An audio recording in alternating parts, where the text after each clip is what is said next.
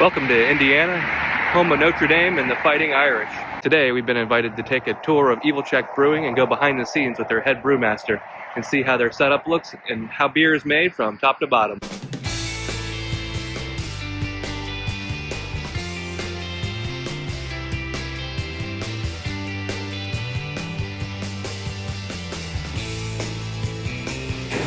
I'm Joey. This summer will be 4 years here, working at Evil Czech Brewing in Mishawaka.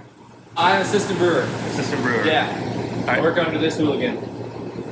But I really work under him because he's taller than me. Yeah. My name is Brian Corey. I am the head brewer here.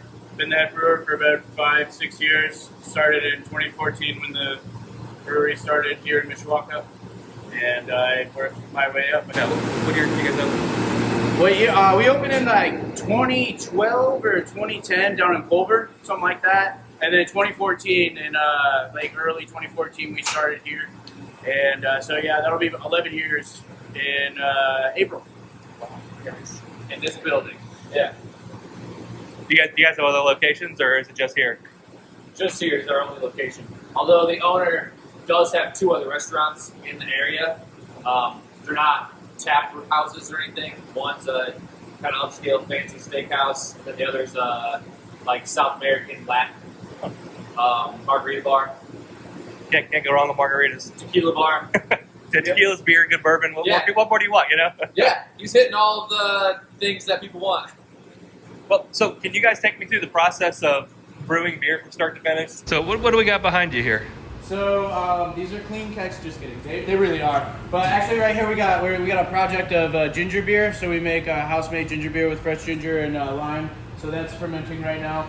These are actually 3 rum barrels, and then beyond it, those are high rye barrels from Indiana's distillery Hotel Tango.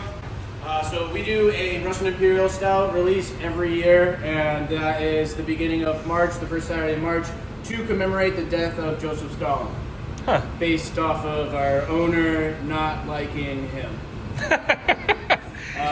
So I like the patriotism. yeah, it's just keeping it alive. But also down here, these were red wine barrels, and then they aged tequila in them, and then we purchased them, and we have a Belgian quad sitting in there. Probably going to be about a year for that. And the Russian Imperial Stout will sit for till next month. Next month. So. This is our mill. This is where the starting of the brew happens.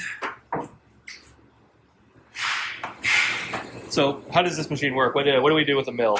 The mill. There's rollers down there, so the grain goes in here and gets crushed up into almost fine powder. And then we have an auger system, so the auger, it's a chain, so it comes through here, makes the loop, goes up through the wall. Okay. So it comes in, gets ground up through the auger, and then it's piped Through here, through those red little 90-degree turns. Then it goes into what's called the grist case up top there, the big funnel-looking thing. Pretty stainless steel. We have our mash right underneath it, so it's gravity-fed, like most breweries are that way. Big mash right here. We have a 20-barrel system. So when you're at your grind and everything, are you grinding a certain specific amount of corn, wheat? What's the actual build that's coming through this look like for a beer? It depends on what we're doing. If we're doing one of our pilsners or lagers, then it's a lot of base malt and pale malt, and maybe a couple bags of an adjunct, So caramel, anything like that. So I'm always I like a good dark beer. If I want a stout, what are we putting in this to grind up to make a good stout? Pale ale, 2-row as a base malt, and then sometimes roast barley, chocolate malt, caramel 80, caramel 120. If we're making a brown ale or a stout, just any little variations, ratios of those. So if I want a good dark stout, what gives it that nice dark color? Chocolate malt, Chocolate malt, roasted barley. Okay. Can you define malt for everybody? Fine malt. Define malt. Is that a? I guess I don't know if I've gotten that question before. That's why I wanted to do on camera. So Oh, is it? all Yeah, together. this is really just a big training thing. Yeah, right? We set this up earlier. It's Define malt. undercover boss. He's trying to figure out what he Yeah. what you know.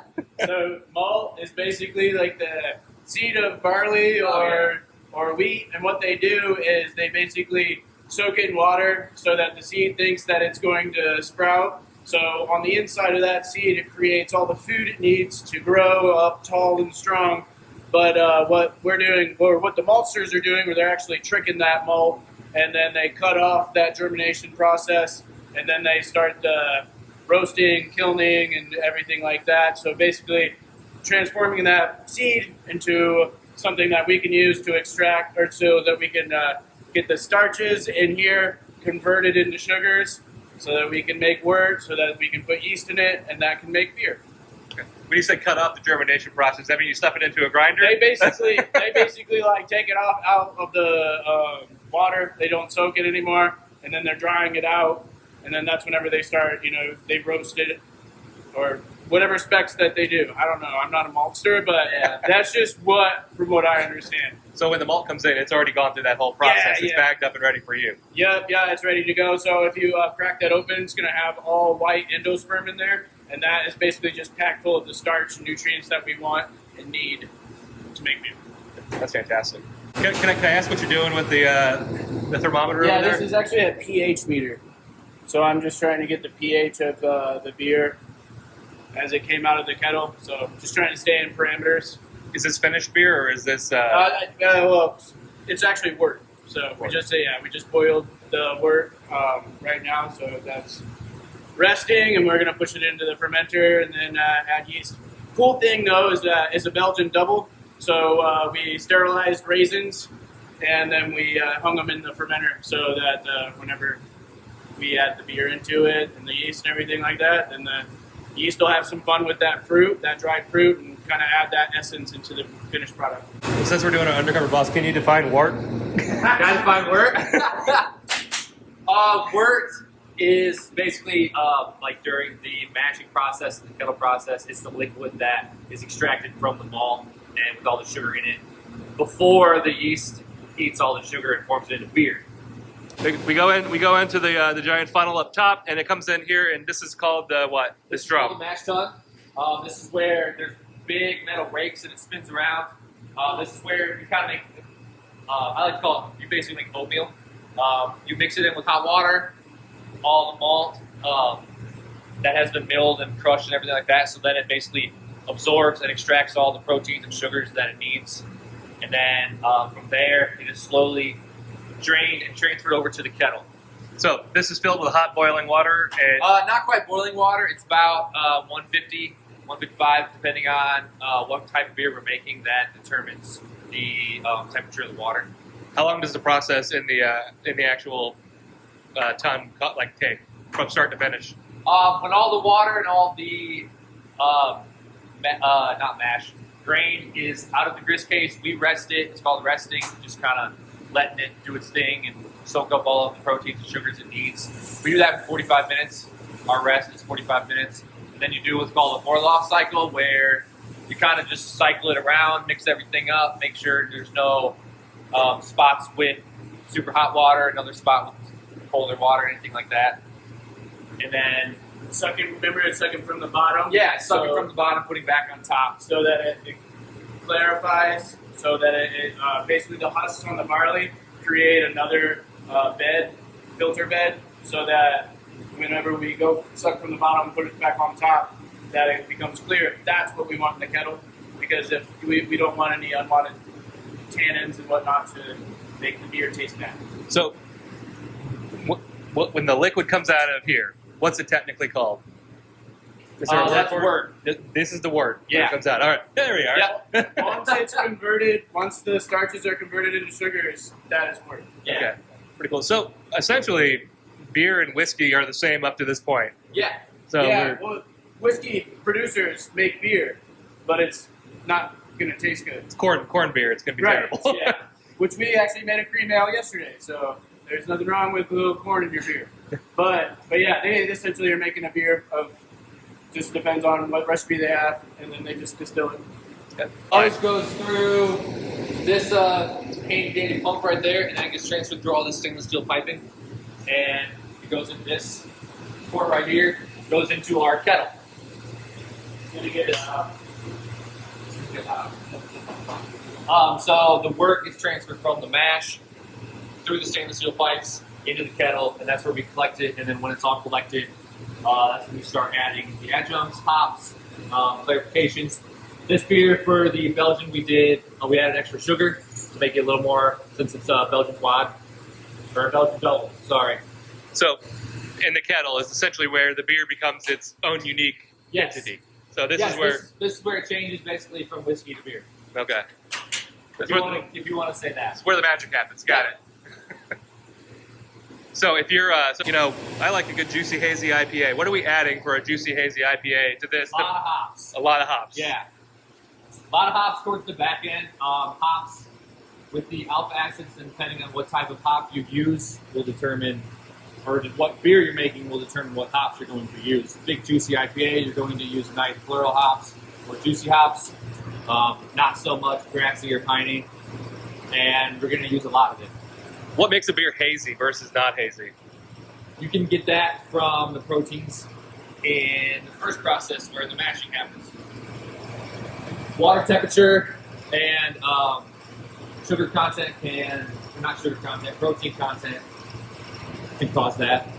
After it boils, what's going on right now is we're putting oxygen into the wort so that the yeast can metabolize it a lot better. It's also going through a plate heat exchanger, so the hot wort is running against cold water, thus cooling down the wort so it's appropriate temperature to pitch the yeast.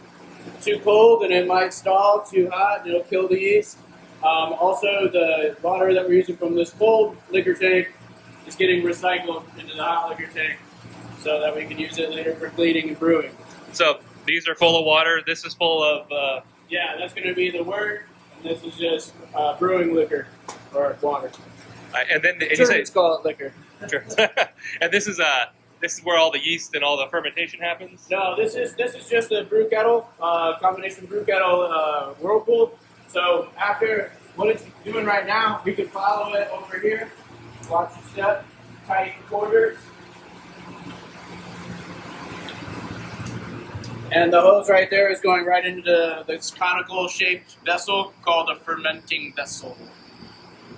And how long, okay, so it's all added here with the yeast and all that. It's going to be fermenting in there. How long does the fermentation process for the beer take? Depends on the yeast, depends on the temperature, and depends on what you're going for within those parameters. But this one, it'll probably, general ale's going to be about a week or so, and then lagers are going to take, start to finish, about a month, if not a bit longer. But fermentation with a lager is just going to be maybe around 2.5 weeks, depending on what you're going for and your practices. How do you get alcohol by volume? Like, so if I want something that is 7% versus 4%. Yeah. So basically, the more grain, the more raw materials you use that have the sugar that's converted in. So basically, higher alcohol, more grain, and you add it, if like today, I'm stumbling, but you add sugar into it. It's gonna have, the yeast is gonna have more to eat. The more sugar the yeast has to consume, the more alcohol it creates as a byproduct. Okay. So how we measure that is the sugar content from the beginning, and then we compare that to throughout its life and match that to whenever it's done fermenting. Then we compare that. There's like a mathematical equation that you can use that I don't use, and you can just use internet. That'll help you out. But we also have hydrometers over there on the brew desk that basically will tell you what the sugar content is, and that's how we know. So if we have a beer that is a standard, everybody loves it at your 7%, but it's only at 6% in the fermenter. it's been about the right amount of time, do you just add more sugar and let it have a little longer to get it up to where it needs to be? At that point, the yeast just had enough. So adding more sugar into it's not likely going to do anything to it. I mean, if it finished at 6 and you were looking at 7, you just messed up. Okay. Yeah. You pretty much got to get everything right from the beginning. It's accidentally 5. That's the special release brew for the year, guys. Yeah, It's the name. but I mean, there are ways that you could monitor the beer throughout the whole process. You'll be able to know where it's at. And do this many times on the same equipment. You're going to know basically your parameters of where it will and might be. So you can do things to help increase or decrease the alcohol content if you want to or need to. So these are kind of like your babies. You just know how they work. You know their temperament. You know where everything is to come out with your perfect product. Yeah, like the brew house, that's where everything's controlled for the most part. Over here, we can do temperature controls. Over here, it's done fermenting in here. Then it goes into one of these, which are called bright tanks or conditioning tanks. Notice that they don't really have a conical bottom. The conical bottom of the vessels are basically so that the sediment, the yeast, separate a lot easier from the liquid. In here, you can add fruit or anything else. For instance, we have a beer that has chocolate, coffee, and vanilla in it. And that's where we'll suspend it in here and create those flavors, or let them soak in there. This is also where we force carbonate or artificially carbonate it. After this, it'll go to the canning line or into kegs. Perfect. Are you watching the brew, Joey? Yeah. We got like 4 barrels left in the kettle. Smells like raisins.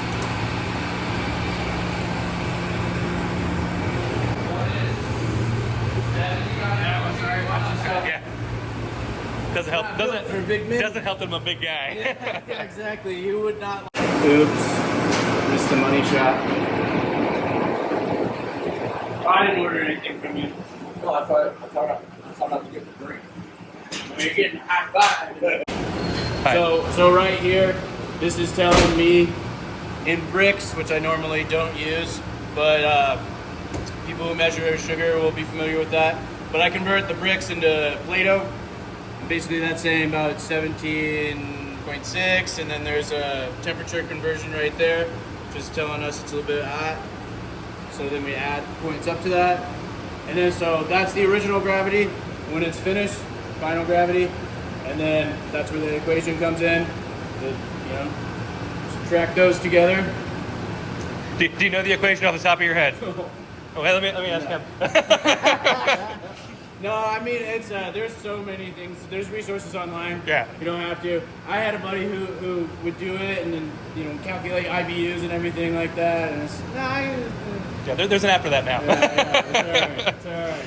But if you really wanted to, you can be prestigious about it. But you don't have to. I should have asked your partner first and got the look on his face. He might remember. That would be funny. Hey Joey, do you know the equation to get the alcohol content? Do you remember it? The equation? Yeah, you remember it? No, I don't. 0 for 3 today. It's cool. We didn't fail that one. We're all right. So that's So that. it starts at one high number and yeast eats the sugar and it ends at a low number. And depending on those two numbers, Exactly. that's the alcohol content. Well, I'll tell you this: you guys have it down pat. I've had your beer here, and it's pretty damn good. Hey. So we're gonna be using this yeast again. So this is just what it looks like. Well, at least what the packaging looks like. So after this, it's good for about 11 times. We'll probably use it about 5 times, just because normally people don't like Belgian beers, but I think this year we're gonna force it upon them. I think it'll be fun. So after that, ferments. While it's still in the fermenter, the beer, we'll pull out, we'll dump some of the bad yeast, and then we'll harvest the good yeast and use that for the next future beer within the next couple of weeks. How do you know what bad yeast versus good yeast You'll is? see like dark spots in it when you're collecting it. So, but also the general rule is like the first bit is always going to be bad because it's sitting at the bottom. and then the middle is going to be your good stuff, and then on top of that, it's going to be your young yeast that's still eating. So you pretty much just empty the bottom off automatically, Yeah. and then you take the middle and top. Pretty much, yeah. Okay. And are you looking at color? Or are you looking at like bubbles for activity? How are you telling? Everything. Basically, viscosity is the main thing, but looking at the color, and seeing how consistent that is, and as well as the viscosity consistency. Yeah, color, and then it all depends. Like lager yeast is a lot thinner than ale yeast, so Okay. it's all different. You have to kind of know what you're going for, or trial and error. It's the best.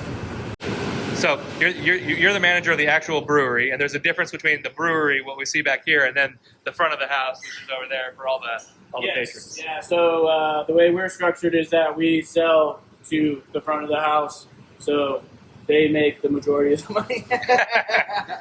But it's just how it's structured, so that we still sell our product to the other restaurants as well too.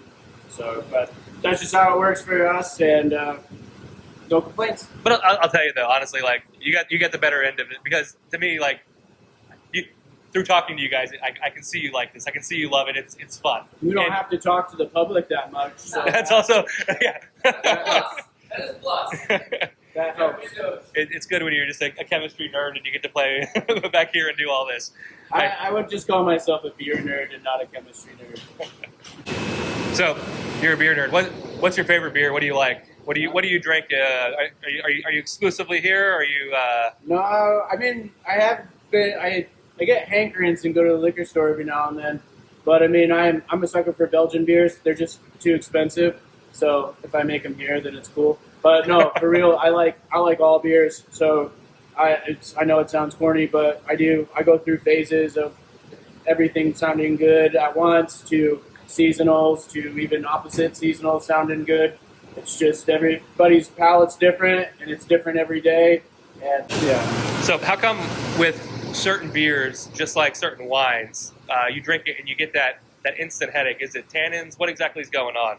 In my experience, it's in layman's terms, it's basically there's too much stuff left in the beer.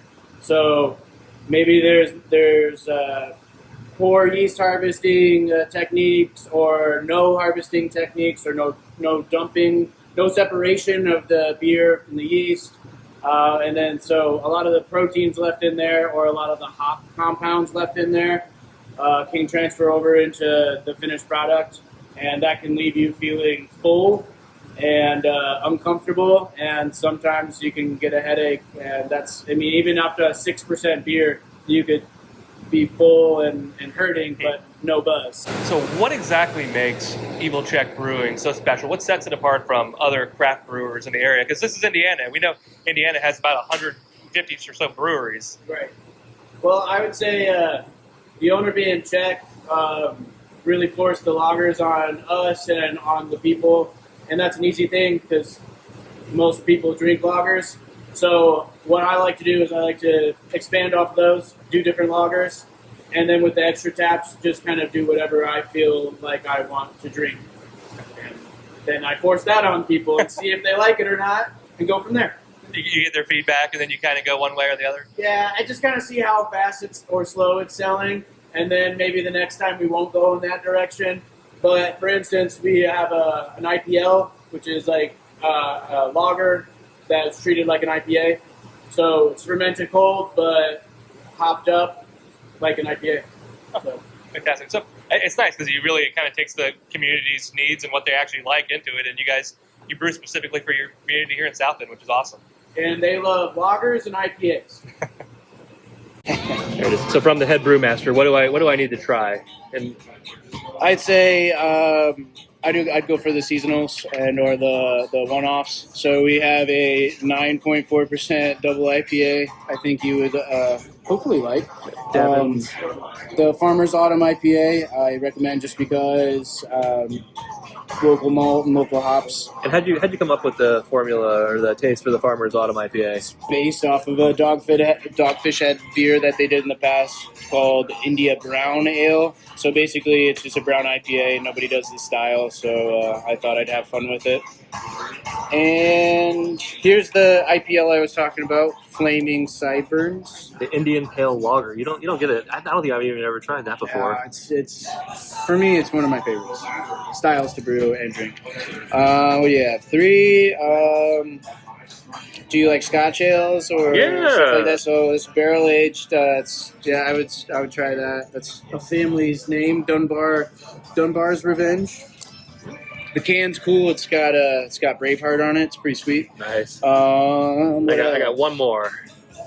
Do you want a Belgian beer? You said Belgians are your jam, yeah, right? So let's do the Belgian then. The Belgian black. I was about to ask, can I get you a beer? Some of those stickies, though. You know? Right. Well, like I said, if I can't see through it, I don't want it. It used to be my thing, and then my taste has changed throughout time. Because I used to be the same way. It was like Scotch. I used to only drink Scotch. And I was like bourbon, this swill. And then I'm like, oh fuck, now I like bourbon more than I do Scotch. Yeah, I'm like, right. yeah. Now I'm like, oh, this is. I guess the Scotch is good. I mean, it was really good. It's changed, But now man. you're like, damn, this bourbon's really good. That's basically the same thing too. Is Scotch and bourbon are very, very, very similar. This Farmer's is really good. This is the one you said you did after Dogfish Head? Yeah. I don't even know if they make it anymore, but yeah. So it's fairly bitter, but the hops that's the Indiana terroir you're tasting right there. The Indiana what? Terroir. Terroir? Is that water or terroir? It's a grape wine making term. No, it's just like the plants that grow in the land of that area. So it's the terroir that comes from it. So yeah, from winemaking countries. So like in Napa, that's what you're tasting. You're tasting the grapes of Napa or in the soil. So you're tasting the soil of Lebanon and the barley, and then the soil of Crown Point, Indiana of hops. I like it. You were never going to do that before today. No, I was not. That's how you can get like Michigan grown hops and Yakima Valley grown hops, the same type of you can have Columbus or whatever mosaic hop it is, but they'll be just slightly different. Yeah. This is the Devon's Dollar IPA. Yeah, look how clear that guy is. Yeah, that's real clear. It looks really good. See through it. Yeah. We wanted to do a double IPA. That's fantastic. We wanted that's to do really good. a double hazy, but then we realized that we didn't have This one right here. This is good, man. Because you got a double hazy, then realize we did It's kind of like a last minute beer, It's really smooth. It doesn't have that punch that a lot of them have. Right. But see, if you look, our IBUs are only 45, but it's still the alcohol is not really pleasant or present. Can you explain IBUs? All right, it's International Bitter Units.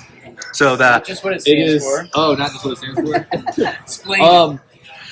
In a layman's terms, it's the amount of hops in a beer. If you want to get not super technical, but it's basically the scale of bitterness for beers.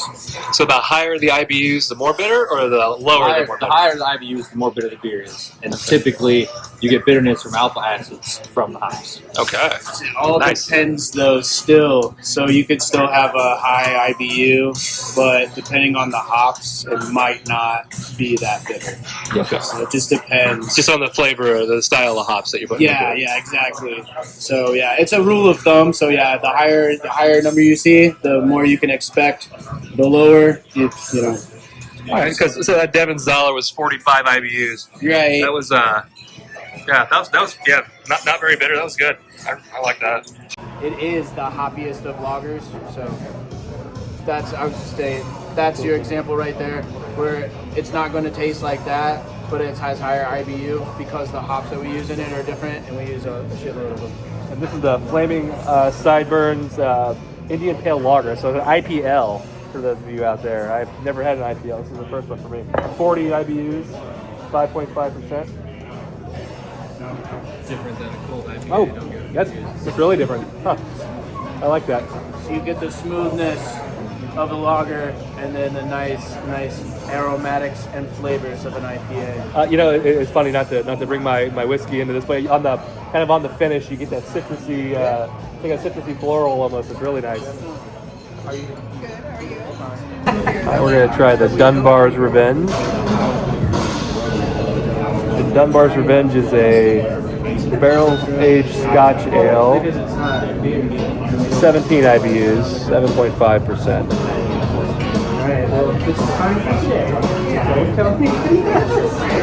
Oh, that's good.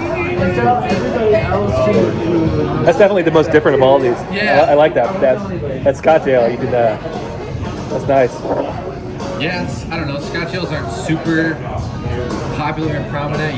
Obviously you don't see it for I think it's that malt flavor that scares people off. But like this is smooth. It's and all nice. malt. Yeah. It is Malt forward. It's very it's all malt, and if you get it wrong, you can tell you get it wrong. My dad doesn't like it, so that really. I disappointed. Good. That upsets you. This is the what? The ginger? Ginger beer, yeah. Ginger beer. It almost looks like seltzer, eh? That's right. Yeah. It goes with the sentence. That's good. Man, I put a shot of whiskey in this and some like lemon and It's like literally. that'd be That's what was inspired by it. Because it's dry and it's not sweet. yeah, it is very. It's actually fermented, so It's good. Ginger beer. I make Joey peel all the ginger. 10 pounds. 10 pounds. Oh really? 10 pounds of ginger. You like peel it by hand? Yeah. Yeah. Oh my gosh. Yeah. He gets paid for it. We try to do things as close to all natural as we can. We don't necessarily like extracts. If we do a fruited beer, we'll get purees or concentrate. Typically, not necessarily extract. And ginger extract would be much different flavor than actual fresh ginger. It sucks peeling about 12 pounds of ginger by hand for a 2% ginger beer, roughly. It's worth it. But it's worth it. It's where the just ginger beer is great. I mean, like that's crystal clear. You can see right through. I mean, like I said, it's good. And I think it's that the love and the time you put into it to peel it by hand. That this tube ginger is not the way to go. Okay, that's the truth.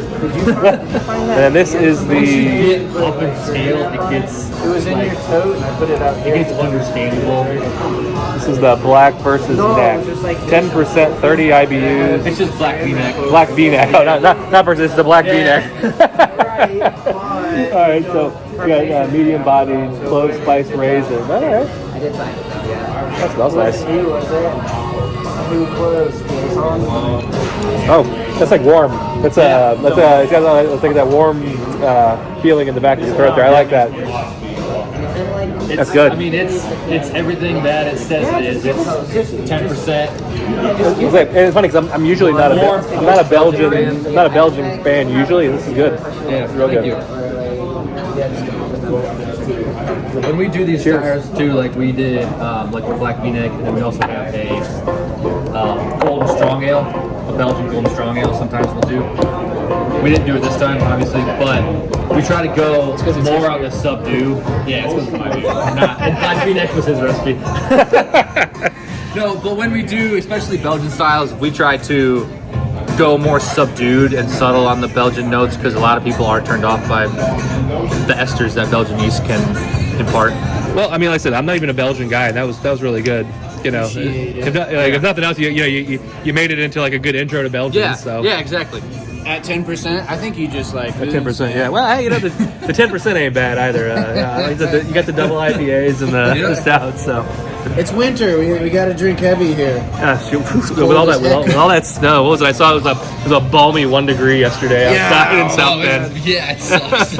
Our boiler was out for the past couple of weeks too, so we were just trying to move that along. Like, please, can you get it fixed? It's a little scary when the boiler's down and it's 0. If you come to Notre Dame game, come to Evil Czech Brewery. You can see the coolest bartender in the area in Mishawaka, Indiana, Aaron.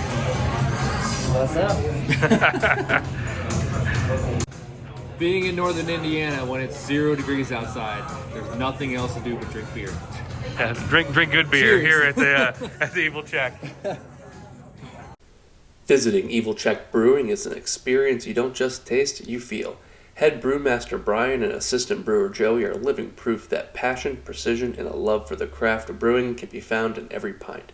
From sterilizing raisins for their bold Belgian to Joey hand peeling 13 pounds of ginger for their zesty ginger beer. They don't cut any corners. They own every step. They listen to the community, brew what they love, and never stop experimenting. Whether it's perfecting a juicy, hazy IPA or showing off their top-of-the-line brewing equipment, dedication here is as strong as the flavors they pour. Huge shout out to Aaron, who was laughing, welcoming, and completely captured the spirit of the brewery, and Dustin Barrett, whose professionalism and accommodating nature made sure everything in the tour was seamless from start to finish. It's clear that the team here is genuinely invested in their guests' good time, dropping everything to ensure that I had one myself. Evil Czech Brewing is a perfect place to escape those harsh Indiana winters, whether you're here for the flight of inventive beers or just looking for a good time. You're going to leave here with a smile on your face and probably a few new favorite brews. Don't forget to like and subscribe so you don't miss any of our future content. Until next time, stay warm, drink local, and never stop seeking out that perfect pour. Cheers, everyone.